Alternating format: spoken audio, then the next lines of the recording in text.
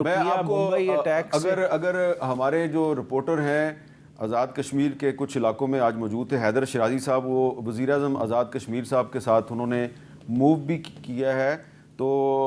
وہ اگر ہم کوشش کرتے ہیں کہ تھوڑی دیر میں ان سے رابطہ ہو جائے اور وہ ہمیں دکھائیں کہ وہاں پہ سویلین کیجویلٹیز جو ہیں وہ کس طرح سے ہوئی ہیں۔ لیکن رانا صاحب ایک اور بات بتائیں کہ جب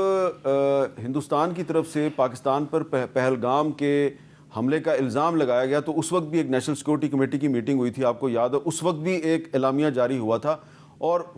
اس میں یہ کہا گیا تھا کہ ہندوستان کی جارحیت کا ہم بھرپور جواب دیں گے، اور یہ ایک پاسبلٹی اس اعلامیے میں تھی کہ ہم شملہ معاہدے سمیت بہت سے جو بائیلیٹرل ایگریمنٹس ہیں ان کو سسپینڈ کر سکتے ہیں۔ کیا وہ وقت آ گیا کہ اب ہم شملہ معاہدے کو بھی سسپینڈ کر دیں؟ دیکھیں، اس بارے میں آج کی میٹنگ میں تو بات نہیں ہوئی، لیکن یہ سارے آپشن جو ہیں وہ زیر غور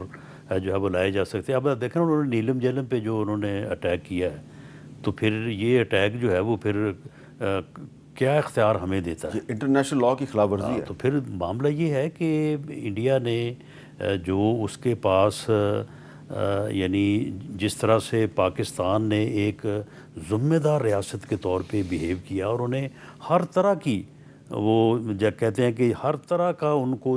راستہ دیا کہ جی آپ کوئی انٹرنیشنل جو ہے وہ کسی فورم پہ چلے جائیں اور ہم تیار ہیں، ہم اپنی جو ہے وہ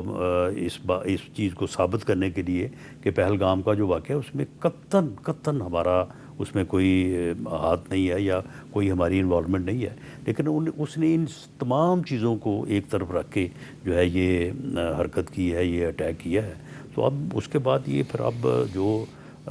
حق ہے، جو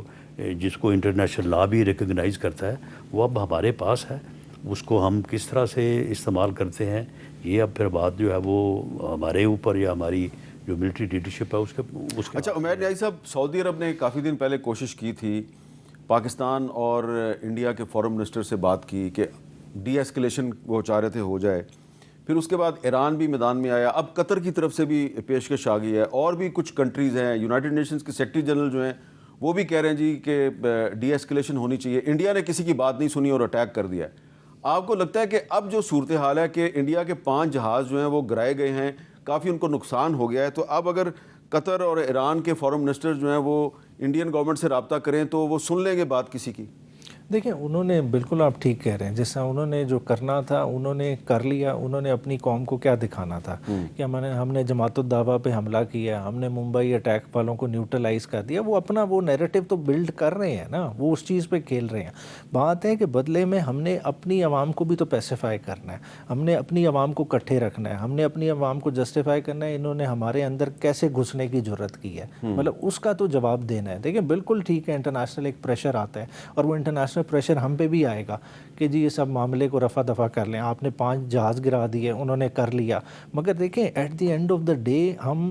کانفلکٹ کو وہیں چھوڑ دیں گے۔ انڈیا آج نہیں تو پھر کچھ عرصے بعد اس چیز کو دوبارہ اٹھائے گا۔ آپ کا دیکھیں، میں اس بات کو تھوڑا سا اس میں جو ہے یعنی جو ہماری مسلح افواج کی جو پرفارمنس ہے اس میں ٹھیک ہے، وہ 5 جہاز حملہ آور تھے، ان کو بالکل جو ہے وہ یعنی ٹارگٹ کیا، ان کو گرایا۔ اس کے علاوہ یہ صرف یہاں تک بات محدود نہیں ہے، وہ جو ان کا بریگیڈ ہیڈ کوارٹر تھا وہاں پہ جو تباہی مچی، بٹالین ہیڈ کوارٹر، اس کی بھی جو ہے وہ تفصیلات آ جائیں گی، جہاں سے یہ جس طرح سے یہ اپنی پوسٹیں چھوڑ کے بھاگے اور جو سفید جھنڈے لہرائے ہیں، اس بات کو بھی میں سمجھتا ہوں کہ اجاگر ہونا چاہیے، کیا جانا چاہیے کہ ایک طرف اپنے وطن کے لیے، اپنی قوم کے دفاع کے لیے کیا جذبہ ہے اور دوسری طرف کیا حالات ہیں۔